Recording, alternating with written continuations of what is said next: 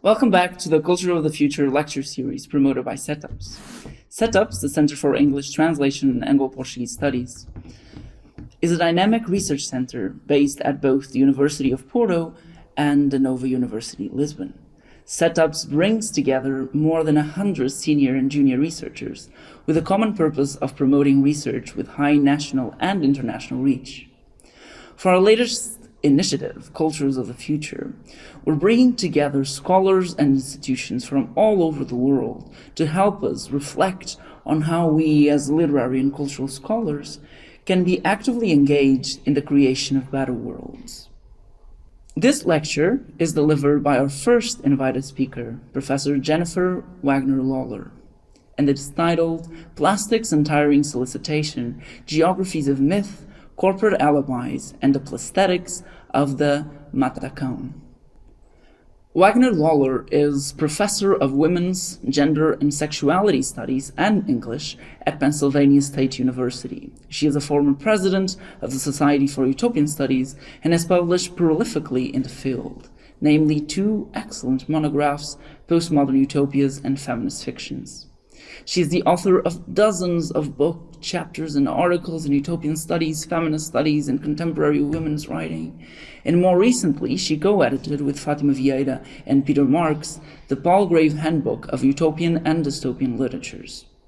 And she is currently working on Plaesthetics, a term that incorporates the study of plasticity as a trope and the hermeneutics of plastic artifacts in literary and artistic texts. Welcome, Jennifer, and thank you for accepting our invitation.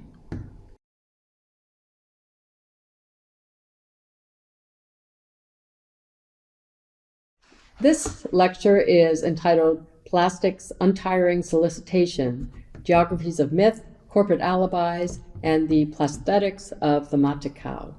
It opens with a quotation from George Carlin, American comedian, who did a fantastic kind of satire of eco warriors and the kinds of movements for, save the whales, save the birds, save the bees, save the earth.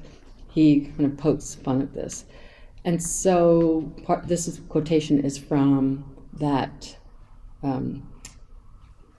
skit that he did, which is on video. If it's true that plastic is not degradable, well, the planet will simply incorporate plastic into a new paradigm, the Earth plus plastic. The Earth doesn't share our prejudice toward plastic. Plastic came out of the Earth. The Earth probably sees plastic as another one of its children. Could be the only reason the Earth allowed us to be spawned in the first place. It wanted plastic for itself. Didn't know how to make it. It needed us. Could be the answer to the age-old question, why are we here? Plastic, assholes. End quote. The connection between plastic and capitalism has never been mysterious. Plastic was featured at 1939 World's Fair in New York City, where nylon stockings were introduced, and, quote, the new potential of newly evolved plastics was fully exploited, end quote, particularly in the sale of souvenirs. From 1957 to 1967, Disneyland visitors toured Monsanto's House of the Future, made entirely from plastic, based on a French architectural design, including molded furniture, polymer carpeting, tableware, the tables themselves, and every stitch of the synthetic clothing hanging in the closets. This was the future now. This was a new phase of humanity, unburdened from labor by a convenience culture of disposable products. The cultural imperative of convenience was simple: want it, buy it, see it, use it, throw it away, and repeat. The more the better. This is utopia, a dream made real, a seemingly self-generative principle of invention and freedom made possible by technology, American technology, of course. Print and television advertisements filled out this vision. Monsanto Chemicals' 1944 print ad presents a bright, wide-eyed schoolgirl, clear plastic 3D glasses in hand, leaning eagerly into a molded polymer plastic desk and bench described as, quote, front row seat to history in the making, end quote. History in the making, this rhetorical stroke of genius resonates with meaning. Monsanto Chemicals make history through manufacturing. The once commonplace things of today are proleptically historicized as relics in an imagined future in which the eager schoolgirl Julia leans from her desk. Already she stands as witness to, quote, new wonders only dreamed of today in the laboratories and designing rooms that she, in turn, will take for granted. And these quotations are from the text of the ad that you're looking at. The rupture of the present by the future defines history not as a record of pastness, but of futurity in the generation of products, quote, entirely new to man, end quote. Hard to believe, the ad asks? If yes, you're looking in the wrong place. Notice Julia's streamlined desk. It's an open book, literally. One side, the flat desk that she leans on, the other hanging open toward the TV screen that she purportedly focuses on. Belief is not grounded in the past, but in a creative evolution made real through the complex dimensionalities of manufactured plastic. Note that Julia herself is not making history. She's a spectator to it, a consumer of its images, which brings me to plastic narratives and myth. I've commented elsewhere on the relationship of narrative plasticity, futurity, myth, and utopia by reading Roland Barthes' essay on plastic in his famous Mythologies collection from 1957, reading that against Catherine Malabou's extensive work on plastic subjectivities and or as neuroplasticity. This essay pulls together my own 10-year critical engagement with plastic, the stuff, as an activist with the Plastic Pollution Coalition, also as a scholar, literary scholar, specializing in utopian literature and theory, and as the proposer and co-curator along with Dr. Heather Davis at the New School and Dr. Joyce Robinson, who is at the Kummer Museum of Art at Penn State, of a major international art exhibition called Plastic Entanglements, Ecology, Aesthetics, Materials, which showed at 4 universities starting at Penn State from February 2018 through January 2020.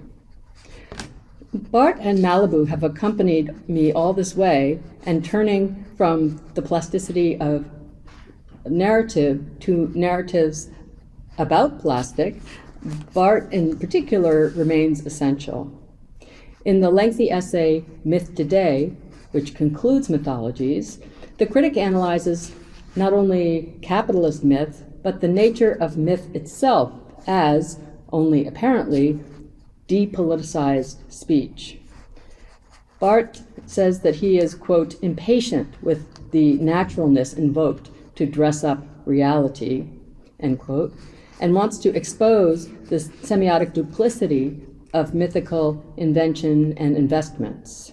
The, quote, what goes without saying, end quote, of ideological abuse hidden there, those are his words, ideological abuse hidden there. Thus, his accumulation of essayistic critiques of our bourgeois world, in which myth agents, media, politicians, scientists, artists, etc., act to, quote, sublimate the true limits of their situation, end quote. The ontology of limits is, this essay avows, at the heart of the matter and what is the matter with plastic. Emphasizing the historic specificity of versions of myth, Bart proposes, quote, a study of the social geography of myths, end quote. The social geography of myth is an apt figuration of contemporary plastic fiction's own project, as each individual text wraps us in a myth of plastic clearly molded by capitalism. These novels, I argue, serve as case studies to Heather Davis's concise definition of plastic as, quote, the substrate of advanced capitalism, end quote. The texts find ways of complicating and resisting formations of myth within narrative, but also as narrative. As the reader inhabits the literary landscapes and plastic topographies of accumulation, Barthes's enumeration of the tools of myth exposes capitalism's false alibi, that's his word, as a disinterested political economy, simply the way of the world. Barthes's deconstruction of mythical language, however, eschews any such universalization, which in narrative terms means resisting any ideological manipulation of narrative closure. Focusing on Karen Tai Yamashita's novel, The Ark of the Rainforest, from 1990, I argue that the plastic nature of myth undoes the mythical nature of plastic in the novel. This deconstruction is not unique to Yamashita's novel, but is characteristic of any novel I can think of that takes up the objective or material and subjective, agential, mythical nature of plastic.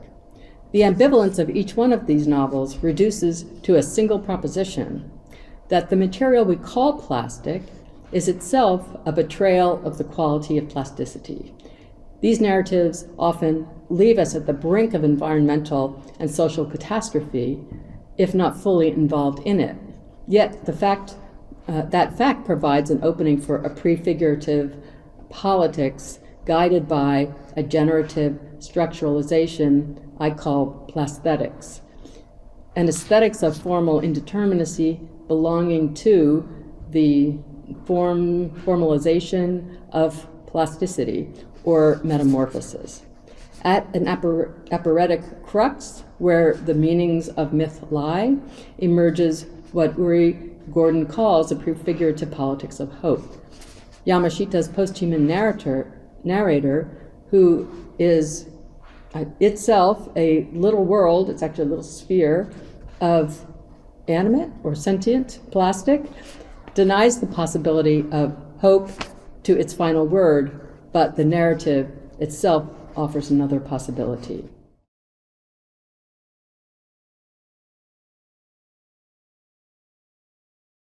This section is entitled Poesis and as Myth of Plastic in the Novel.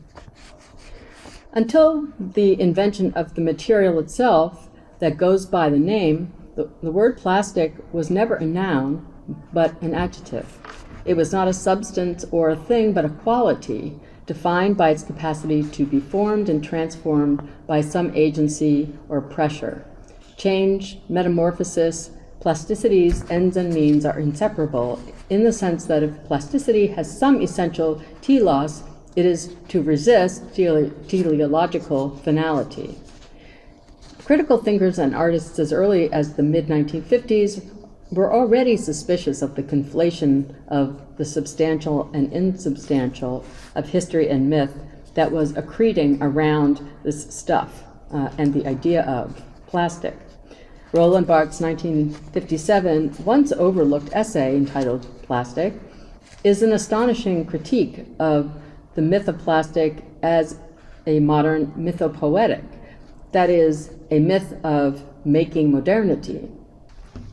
Its inclusion in the mythology's collection frames the essay as one facet of his critique of capitalism and its agency in molding the world, molding people, systems, nature, the planet itself, to conform to the shape of myths that capitalism tells about itself. The ultimately cruel optimism of myth under the sign of capitalism is captured in its narratives of rationalistic and material progress, mastery of nature. This is history in the making. Yet the function of ideological myth and mystification is to, quote, immobilize the world. And this is a longer quote from Roland Barthes. Myths must suggest and mimic a universal order which has fixated once and for all the hierarchy of possessions. Myths are nothing but this ceaseless, untiring solicitation, this insidious and inflexible demand that all men recognize themselves in this image, eternal yet bearing a date, which built of them one day as if for all time. For nature, in which they are locked up under the pretext of being eternalized, is nothing but a usage that myths must take in hand and transform, end quote. Thus, those chemical industry ads boast of making history while creating and then exploiting the myth that, quote, deprives the object of which it speaks of all history. That's Barthes speaking here.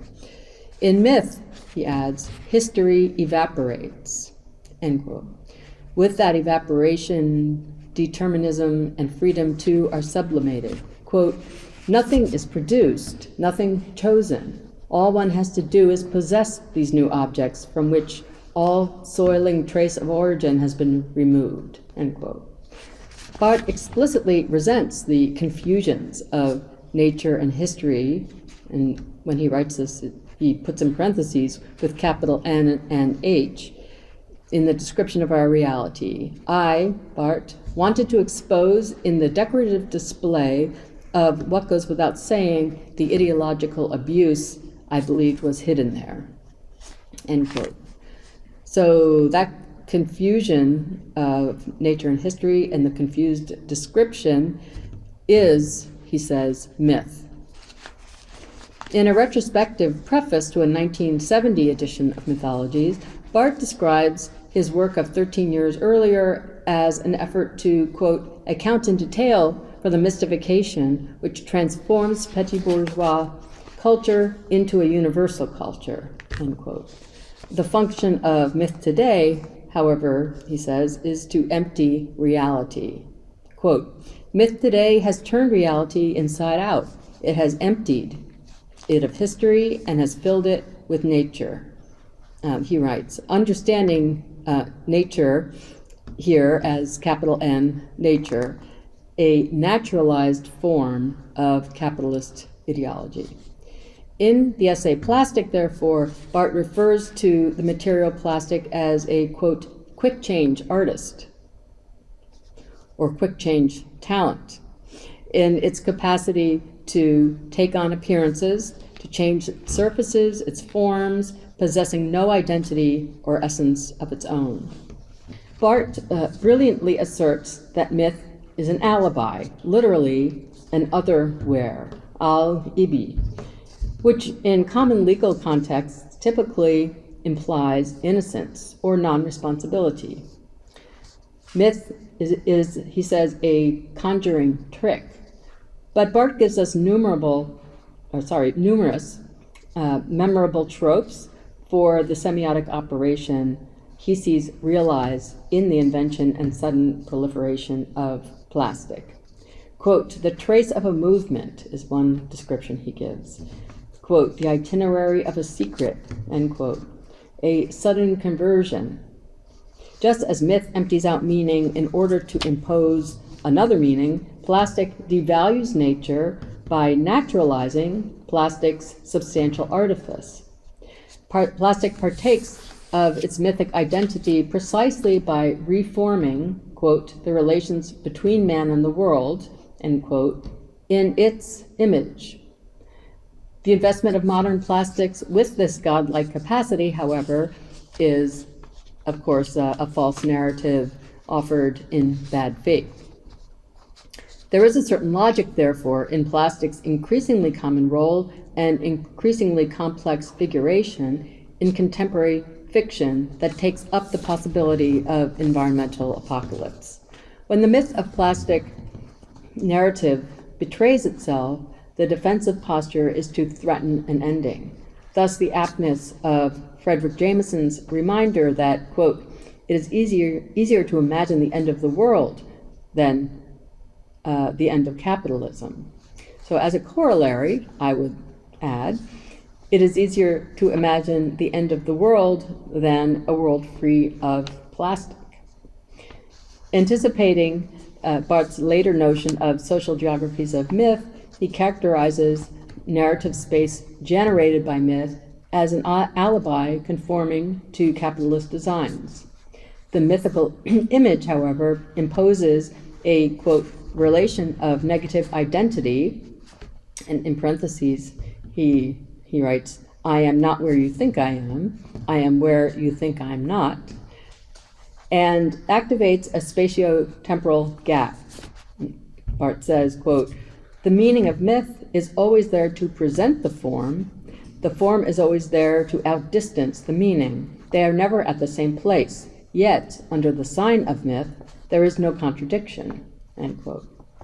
Therein lies the aporia of myth's indeterminacy, which belies myth's performative ideological role as, quote, the decorative display of what goes without saying, end quote.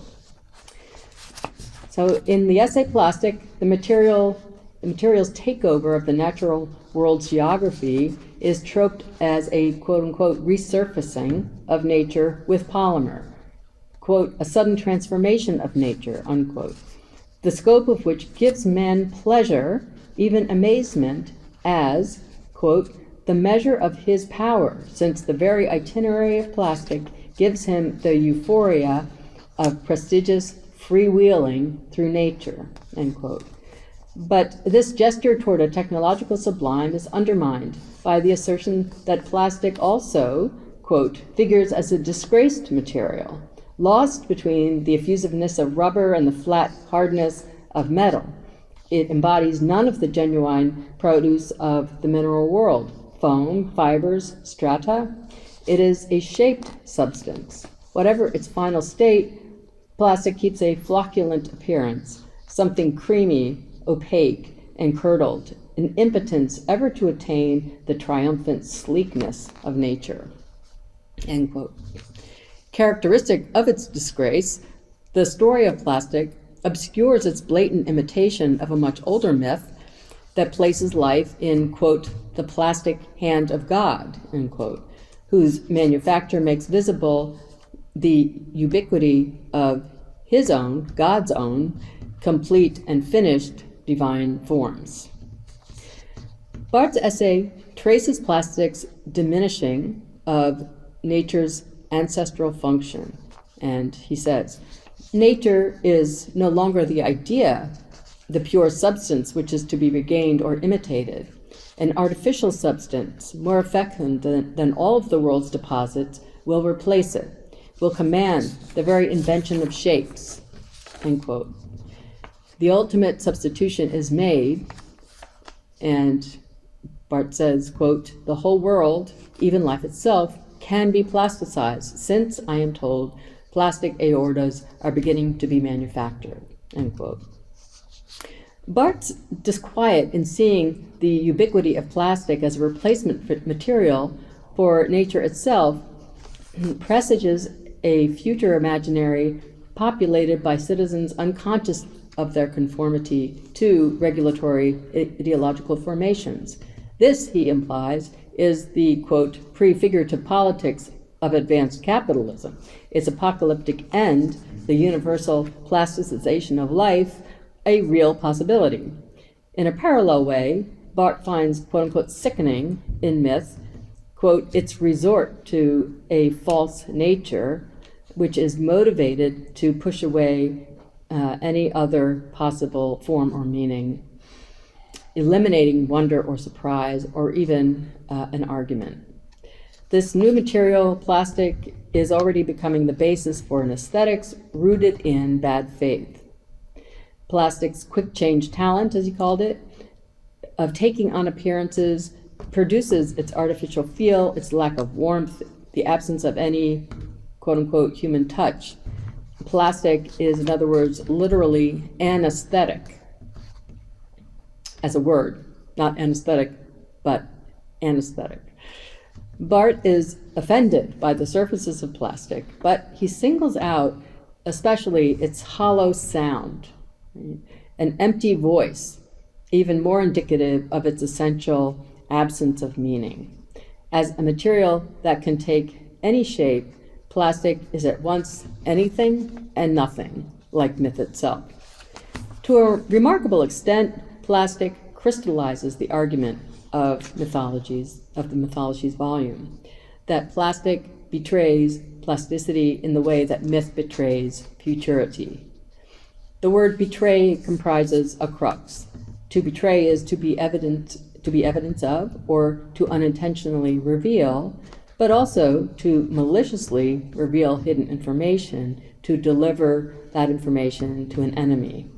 This ambiguity deeply informs many fictional figurations of plastic, betraying an interest not only in the becoming object of plastic materiality, but also in the peculiar subjectivity that seems to get invested in plastic, and even speaks to and speaks as its status as alibi. Enter the orb.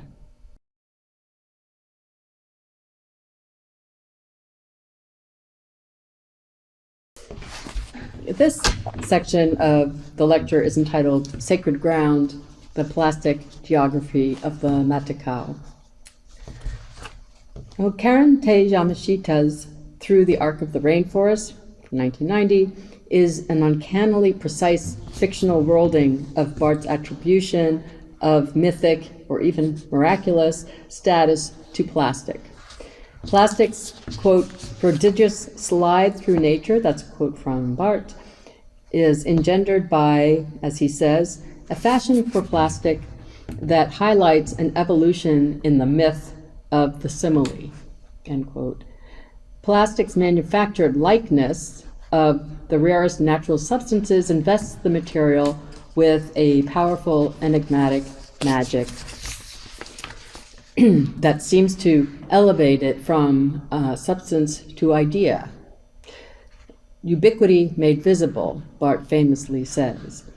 Equally striking is the novel's literalization of Heather Davis's definition, cited above, of plastic as the substrate of advanced capitalism in the plastic geography of this novel's central setting within the heart of the Amazon basin. The so-called Matacão region accidentally is discovered to sit atop a 5-foot thick layer of impenetrably hard material that's eventually identified as plastic, a particular type of polyurethane, in fact. The mythic quality imparted to this plastic infiltrates the figures and forms of the text in ways that affirm Barthes's perception of plastic's paradoxical influences on aesthetic, socio-political, and indeed ecological realities. The modest but rich body of criticism on Through the Arc variously describes the novel as, 1, an example of magic realist petrofiction, 2, as an allegory of the dispossession of peasant communities by international capitalism, 3, as an analysis of how, quote, reflections on regional identity translate into scenarios of global connectivity and ecological alienation, 4, as a narrative that brings together, quote, a myriad of environmental, social, economic, and political forces that destabilize a series of conventionally accepted binaries, end quote.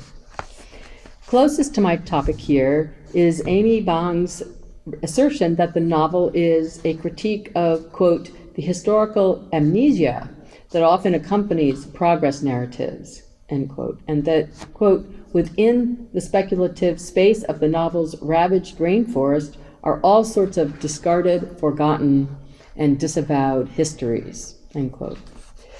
The imperialist fantasies that fuel, quote, the complex movements of capital and empire prove difficult to trace through time and space, Bang argues.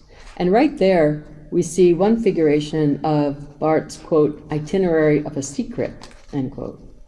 My reading of the novel in no way displaces any of these previous readings, but places them within the novel's mythological structuring. The plastic geography of the Matacão, a lush jungle region located in the primeval Amazon basin, has been stripped by the Brazilian government of whatever natural resources were there: manioc crops, fish, trees that supply rubber and nuts. Rendered infertile and valueless, the land is given to a poor subsistence farmer, Mane Penn, to garden. Torrential rain wipes the area of whatever topsoil is left, leaving an extensive million-acre expanse of, quote, some unknown solid substance, with a slick, shiny surface, a hard surface that, as Mane already knew, quote, always blocked well diggers, end quote. The area, quote, seemed to glow in the dark on moonlit nights, end quote, and to be invested with a mysterious, attractive power that remained in any object manufactured from the material. Eventually, quote, billed as one of the wonders of the world, end quote, the Matacão inspires another character, a devotee, Chico Paco, to raise an altar to its, quote, possible spiritual magnetism. The altar magically adheres to the material once he's installed it, as if it had always been an integral part of the polymer base. The Catholic Church determines that the Matacão is, quote, without doubt, the natural base for the world's greatest church, end quote, and claims it as church property. Indigenous and global religious institutions alike find inspiration in supposed miracles of healing or fortune. Quote, this was the magic of the God-given mind, greater than TV, end quote, the narrator explains, following the logically challenged theory of Mane Penn regarding Matacão's influence. Quote, look at TV. They say the pictures are sent through the air by invisible waves. Principle's the same here. Invisible waves, a force you can't see, end quote. The Matacão becomes sacred ground for capitalist enterprise as well. The American GGG Corporation provides a huge influx of capital to its Brazilian counterpart in order to raise a new office building that becomes, quote, the creative center of this brainstorm, end quote, of sensational Matacão products. The plastic fuels a fetish economy that starts with feathers believed by the locals to partake of the area's force. That fashion for plastic, as Bart puts it, euphorically, quote unquote, gliding over the surface of the globe in a wave of hyperconsumerism. Scientific computation eventually reveals that the 5-foot-thick plastic mantle consists of NHCOO linkages, indicating rigid, tightly bound polymer, polyurethane family known as plastic. The material appears to be indestructible, undrillable, uncuttable, end quote.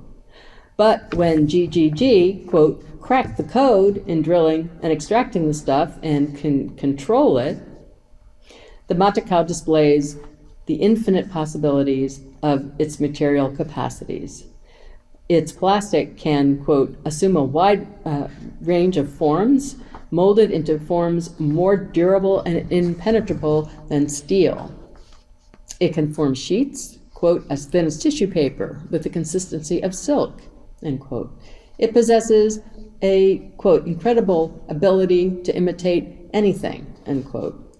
So true to reality are its manufactured products that even by palpating the product's surface, one is unable to distinguish fake from fabrication. And this actually kind of works in reverse. For example, the real flowers, when placed next to plastic flowers, the real flowers begin to wilt, while, quote, the plastic lily remained the very perfection of nature itself. Matacão plastic managed to recreate the natural glow, moisture, freshness, the very sensation of life, end quote. The breathable plastic revolutionizes plastic surgery, civil engineering and housing, architecture, everything, no matter how prosaic could suddenly, quote, take on miraculous forms, end quote. And a new aesthetic anticipated by Gaudi, the narrator notes, infiltrates, along with the plastic itself, quote, every crevice of modern life in the plastics age, end quote.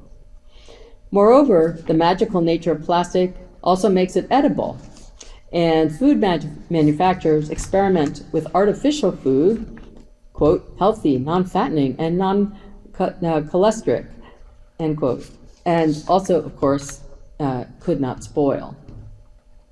After all, the narrator opined, Matacão plastic had been molded into everything imaginable, both life-size and lifelike. An entire world could be created from it.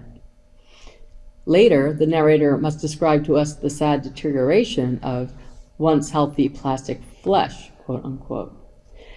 As if channeling Barth's figurations, these passages associate the meaning and as the value of Matacão plastic with alchemy. GGG had, quote, accomplished what no one before had been able to achieve. It had turned plastic into gold, prompting speculation that, quote, nationalized MCC, the shortcut for MasterCard Corporation, system might replace cold currency. Northern Brazil is, quote, a gold mine in plastic, end quote, overrun with modern prospectors who weep at the, quote, the dull reflection of their happiness in the shiny surface, even though they lack the technology even to chip the material. GGG's, quote, prestigious glide through nature is literalized in a relentless, ruthless corporate ravaging of indigenous homelands and virgin forests. GGG director J.B. Tweep regards the Matacão as, quote, a national monument, or rather, he quickly corrects himself, an international monument, in deference, no doubt, to the company's colonialist takeover of the area. Of course, NASA, the space agency in the US, is interested as well, quote, anxious to find new materials for their space vehicles, end quote, adding to the space junk that already, in the novel's universe, as in our own, orbits the globe. Barth's theorization of myth's capacity to empty a form of meaning and then refill it with its own authorized meanings and nuances creates in this novel a kind of general equivalency of value. The complex plotting of Through the Arc of the Rainforest revolves around shifting sites and systems of exchange, such as, quote, the growing system of favors and outright graft, end quote, that grants access to the Matacão. Second example, the recycling of capital. The Matacão, like GGG, has, quote, a way of recycling everything, end quote. The material itself is defined as infinitely moldable, but also as a rock-hard substance, quote, harder than stainless steel, or diamonds, for that matter, end quote. Souvenir jewels are sold next to pencil sharpeners. Fake food is as good as real food. A completely plastic car retains the exterior shine of a custom paint job, the softness of its interior plush, and the toughness of the engine, all without a sign of wear. Visitors participate in a Catholic set of activities, quote, to gasp, grovel, get a tan, pray, relax, study, wonder, hang out, make love, worship, meditate, or pay homage to its existence, end quote. The universal meaning of life in the plastics age begins and ends, is authorized by GGG Corporation's control of Matacão plastic, toward which everyone and everything gravitates or is attracted as if under a magic spell. Even incinerated trash at Chico's altar, which is not placed there but is attracted there like iron filings to a magnet, is inexplicably converted into the composition of the Matacão plastic itself. speculation on, quote, what enormous power could possibly have been present in the Amazon forest, other than decay, to mold such a perfect block of plastic, end quote, prompts wonder and outright fear. What is the possible impact of this magnetic source to, for example, quote, the Earth's gravitational pull in the solar system, to human civilization, to extraterrestrial life in the universe, to the apocalypse, end quote. Ultimately, the power source is never discovered, or rather not revealed, while GGD Corporation either authorizes or withholds authorization to every aspect of the plastic's productive life. As long as Matacão generates wealth, its true nature is not uncovered by the text until the Matacão plastic's power to do so, that is to generate wealth, falters. Up to that point, origin stories had abounded. Theories of the appearance of the plastic included CIA activity, extraterrestrial beings, divine intervention, Christian or indigenous, geothermic action from below, and more. The truth or falseness of these stories makes no difference to the GGG monopoly. Whatever mystique surrounds the material is advantageous to sales. Occasionally, the company floats its own fabricated stories just to whip up the prospecting craze. These stories highlight myth's role as alibi, deflecting attention from, quote, the key to this incredible source of wealth, end quote, and from the I who apparently narrates the story. This narrator, we find out, this I of the text, is not human, but is a piece of the flying Matacão debris. There's a kind of sudden explosive event off the coast of Japan. This object, this bit of debris, hits a child named Kazumasa, who, quote, felt the divine wind ripple through his hair and scatter with the clouds over the ocean's mercuric mangle, end quote, in the days before his accident. This spherical bit of plastic floats, quote, a tiny impudent planet, end quote, and follows Kazumasa throughout his life. So the little bit of plastic is just moving with him through his life. We learn, quote, the true nature of the Matacão at the same time only in chapter 30 out of 32, that we surmise the true nature of this little planet. Both are made from the same stuff, non-biodegradable garbage from the 20th century that metamorphoses into the unnatural plastic glomerate substratum of the Earth's surface. And here's a quotation. The Matacão had been formed for the most part within the last century, paralleling the development of more common forms of plastic, polyurethane and styrofoam. Enormous landfills of non-biodegradable material buried under virtually every populated part of the Earth had undergone tremendous pressure, pushed ever further into the lower layers of the Earth's mantle. The liquid deposits of the molten mass had been squeezed through underground veins to virgin areas of the Earth. The Amazon forest, being one of the last virgin areas on Earth, got plenty, end quote. The reader inevitably thinks of the creation of oil deposits created from plant and animal remains transformed by billions of years of heat and pressure. This mantle of plastic functions mythically as the naturalization of humanity's own attraction to the false nature of fetishized commodities produced from it. In a final scene of recycling, quote unquote, the architecture of Matacão amusement park, made entirely of the plastic stuff, starts to become, quote, horribly disfigured, shot full of tiny ominous holes, the mechanical entrails of everything exposed beneath once healthy plastic flesh, end quote. The figural embodiment of plastic capitalism is literalized here as healthy plastic flesh being consumed from within. frantic efforts to preserve, quote, this contemporary geological and many-insisted spiritual miracle, end quote, fail. The plastic ball and everything made from the miraculous plastic, are drained of life. GGG Corporation withdraws and is beset with lawsuits. The global stock market collapses.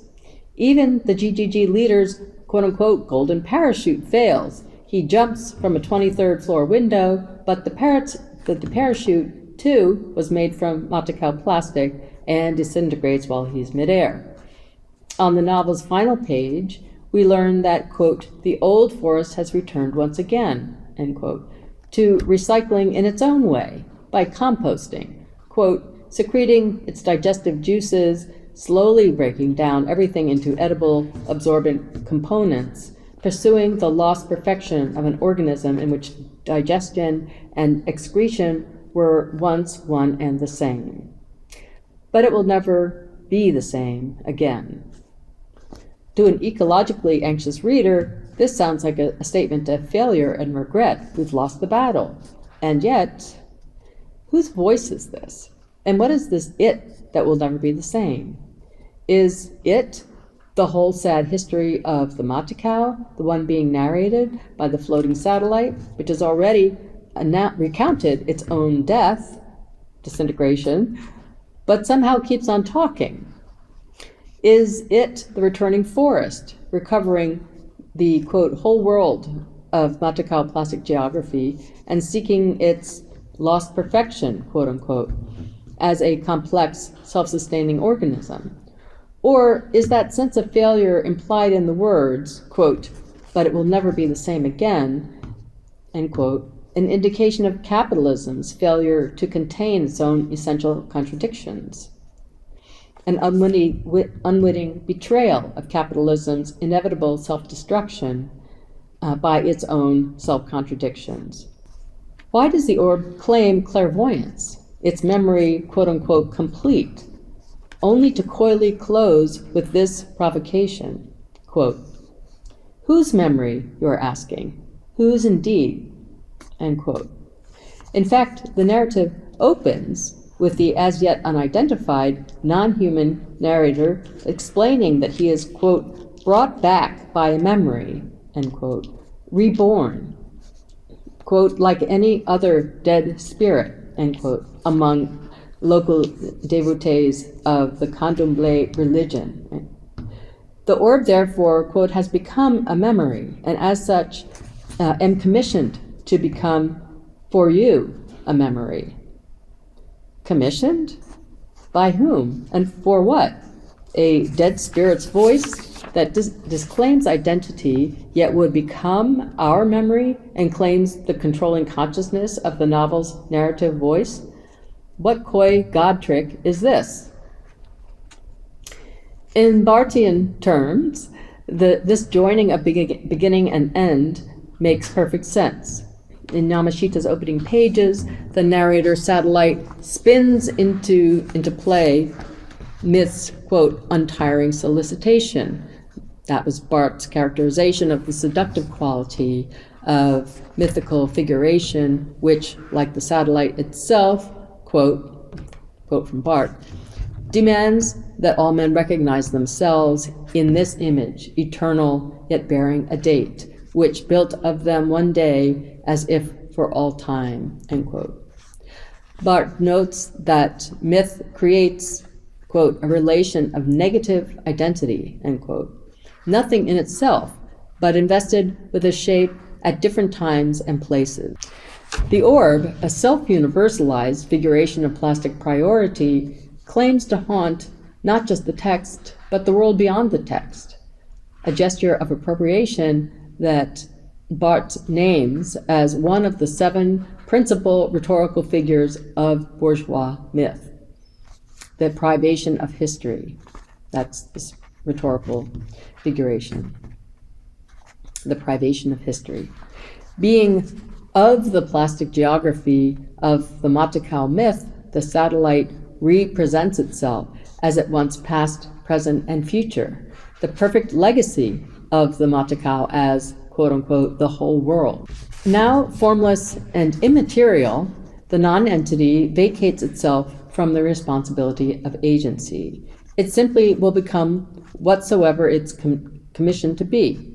Its negative identity slides into whatever form it is commissioned to be. In so stating, the orb fulfills its mythic status, according to Barth. Quote, the meaning is always there to present the form is always there to outdistance the meaning. They are never at the same place, and never at the same time. The perfect alibi, almost. The temporal spatial sleight of hand in the orb's rhetoric belies the emergent entailments of nature's own creative evolution, or its plasticity. To return to a concept introduced at the opening of the lecture, however, the plasthetic nature of myth, akin in many ways to Plato's notion in the Timaeus of the Chora, must finally undermine the external figurings.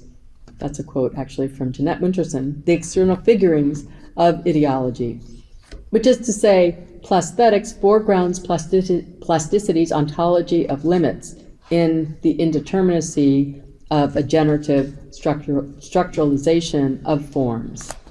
Plaesthetics eventually pokes holes in the human fantasy as surely as the sun melts the hardened wax of Daedalus's feathered wings, just as surely as centuries later, a colony of plastophage bacteria called Mutant 59, in a science fiction novel of that title, finds an endless food source in every last molecule of plastic polymer that holds together the inventions of the modern world.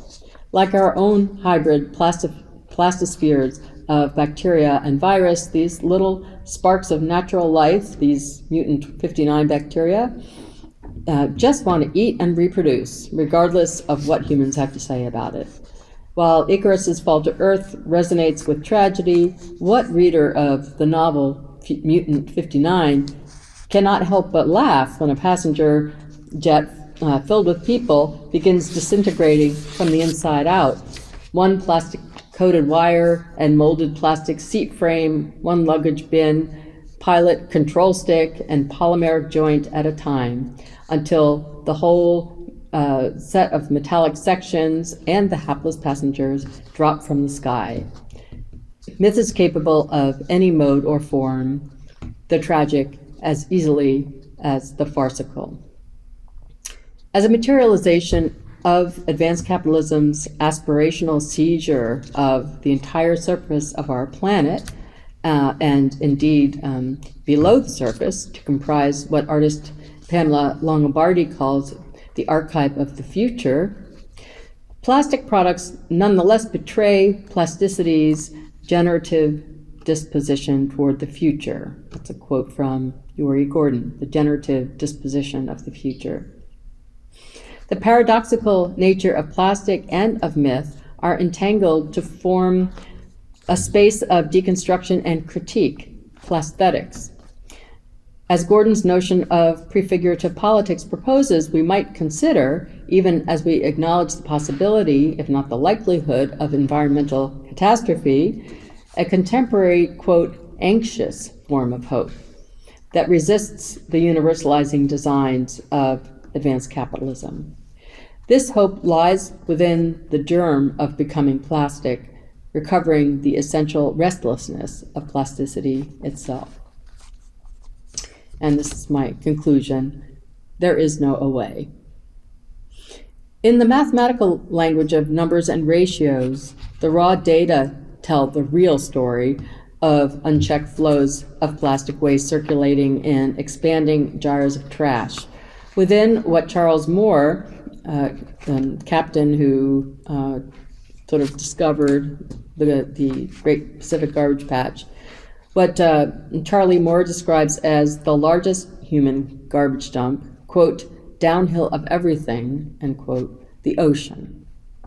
Just throw it away is the byword of our convenience culture. Convenience itself is etymologically a coming together, an accumulation, if you will, of consent to a practice that is wholly inconvenient to ecological sustainability on a global scale.